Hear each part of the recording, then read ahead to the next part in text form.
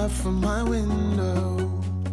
Sun's coming up like the day. Hello, so welcome to an unusual Artist Alley vlog. We're in San Francisco, as Ryan is being weird back there. We're up here for San Francisco Fan Expo, and the convention, it is Friday, it's Friday evening. The convention did like a half-day thing today, like it started at 6, but we got stuck in terrible traffic, so we're not setting up until Saturday morning. So we just got to our room, and it has a nice view. And we're gonna go probably walk over and pick up our badges and find something to eat. So I'll see you guys in the morning. I'll put your favorite music on all the way baritone. Yeah. Shut the lights, go infrared.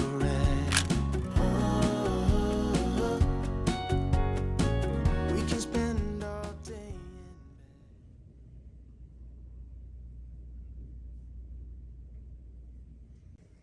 Saturday morning means it's time to lug all of this. Like, how many blocks? 2. It's more than 2. It's 2. It's some blocks. We have to walk it all the way to the convention center. It's gonna be pretty fun, I think, for Ryan.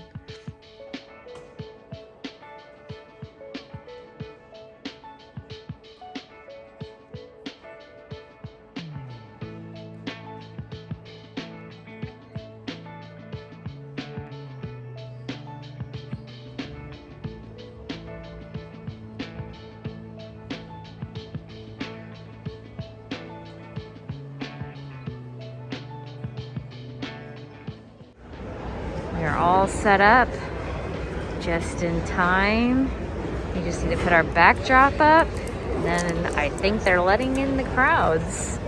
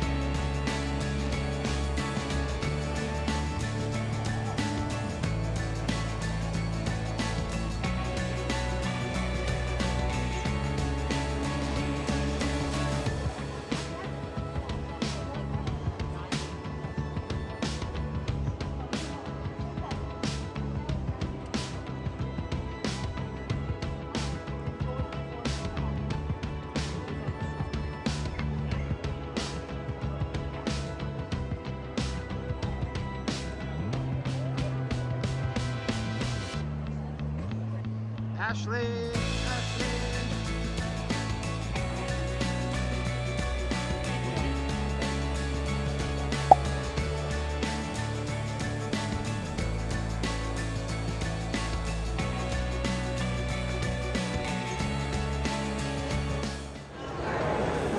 It's barely 4 o'clock on a Saturday, and our poor neighbors were doing so poorly they decided to leave, and I feel so bad for them.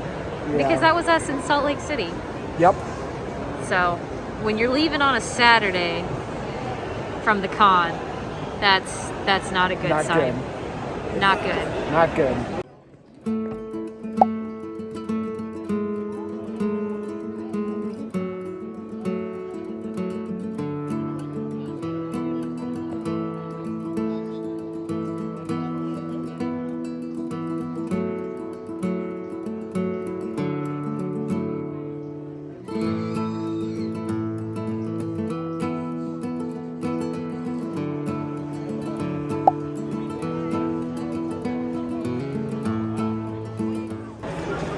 Day 1 is done.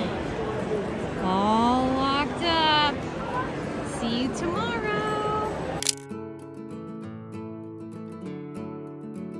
Good morning. Day 2. Getting ready to go finish up at San Francisco Fan Expo.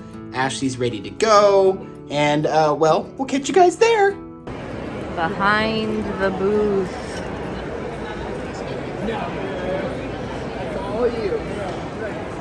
Decent storage. Got goodies underneath. All the good stuff in between us. Coffee. Of course, my reference with my absolute chicken scratch because I forgot to add those.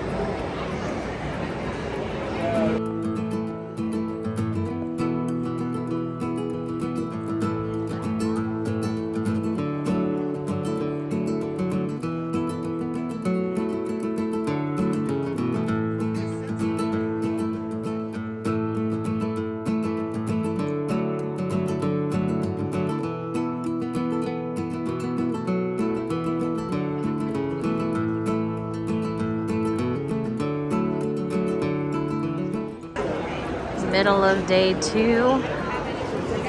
Only one thing is sold out, and it's sold out forever.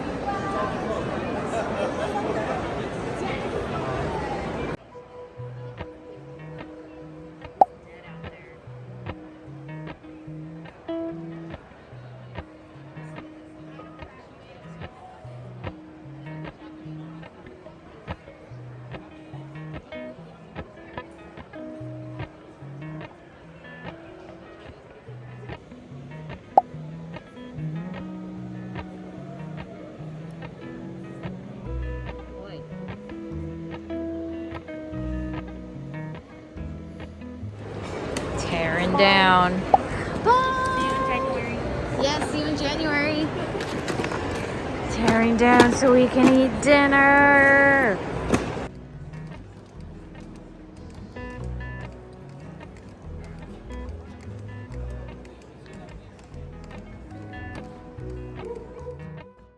Might be a little bit noisy in here because I have laundry going, and the laundry room is right next to my studio. And I'm waiting for the heater to kick off because it's extremely loud. So it is the end of the con, obviously. It's been a few days. And this is the second con in a row now that has been absolutely a waste of my time.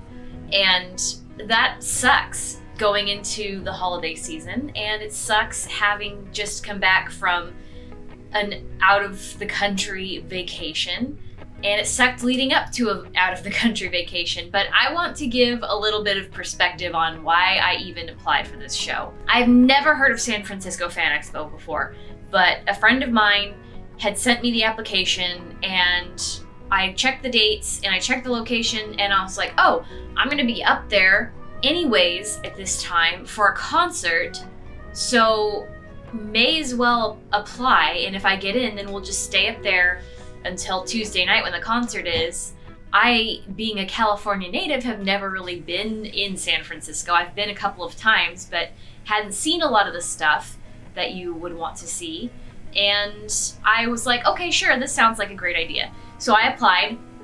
Didn't know until I submitted the application that they would automatically charge me for the table, even though they weren't going to automatically approve everybody who applied. So This was in August, I believe, that I submitted this application. It was either right before or right after SAC Anime Summer. So paying up front for a table that wasn't even confirmed, that was a couple $100s, like, that was pretty suspicious. And I ended up talking to a couple of my other mutuals who were kind of in the same boat.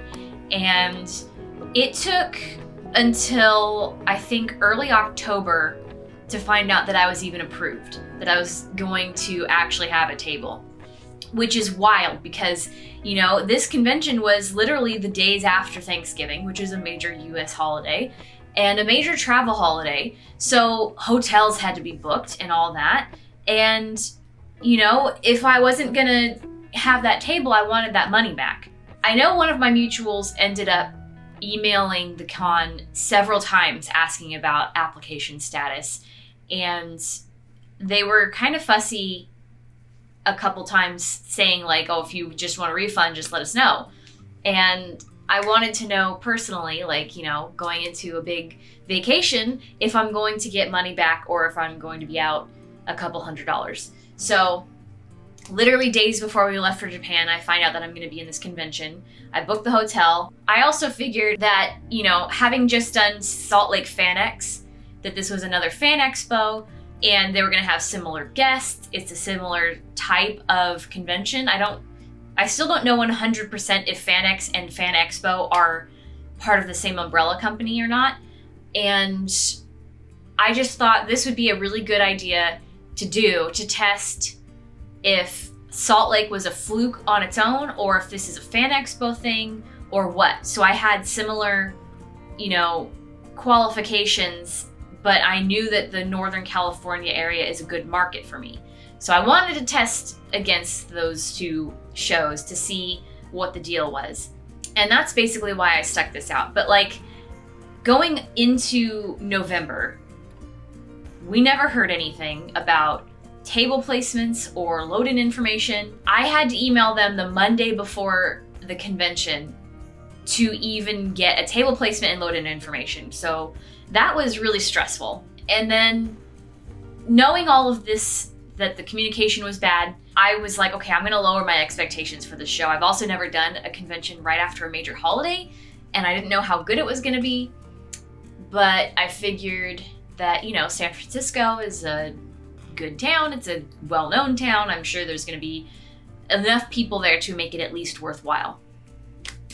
As you can see, I don't know how well you could tell from all the footage, there was hardly any attendees there.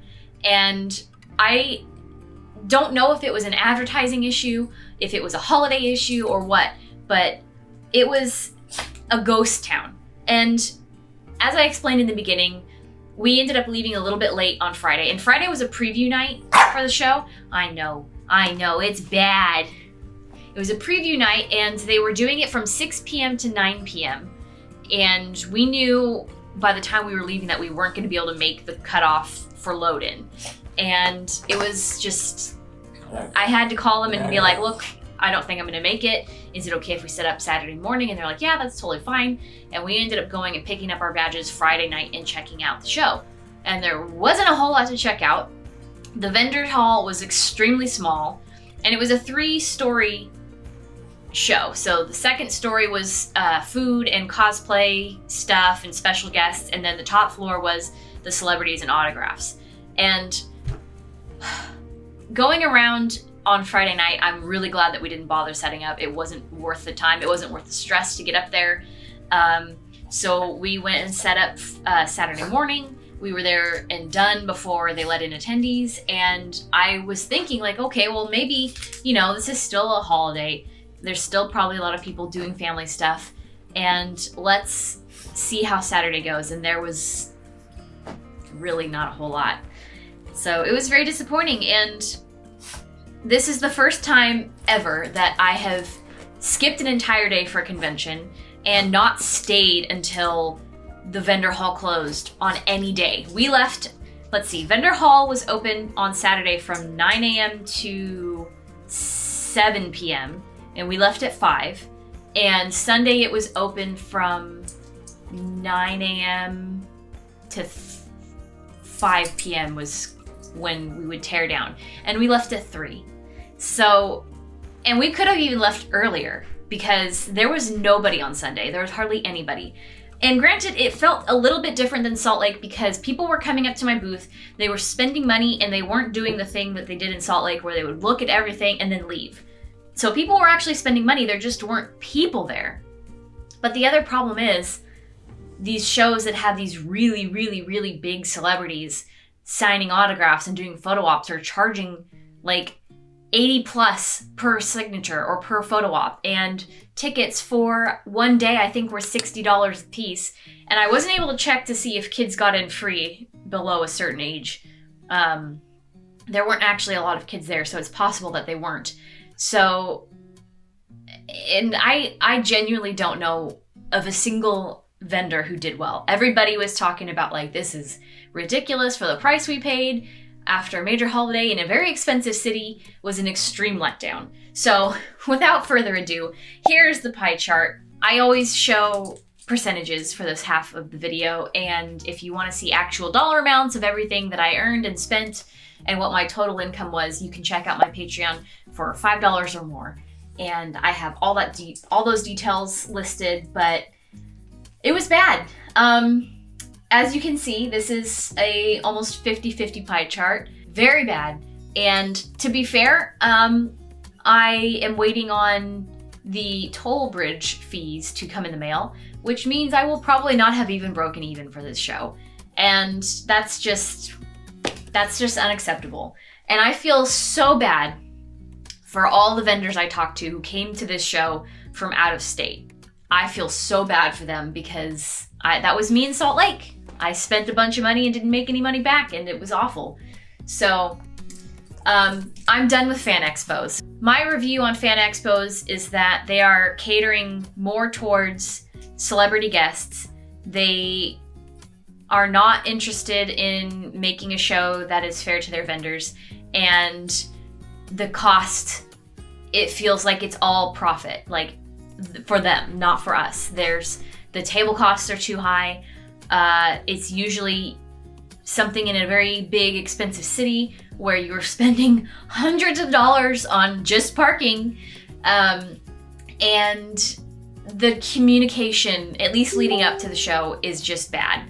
So, like, I will say the venue was really nice. It was a well-kept venue, and the staff on site were very helpful and friendly, but I'm just not ever, I've done 2 now in a row, and I'm not ever gonna do a fan expo again.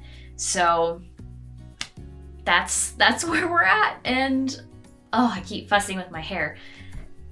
So we're actually doing back-to-back shows this week. By the time you see this, we will be at Season Screamings in Pasadena.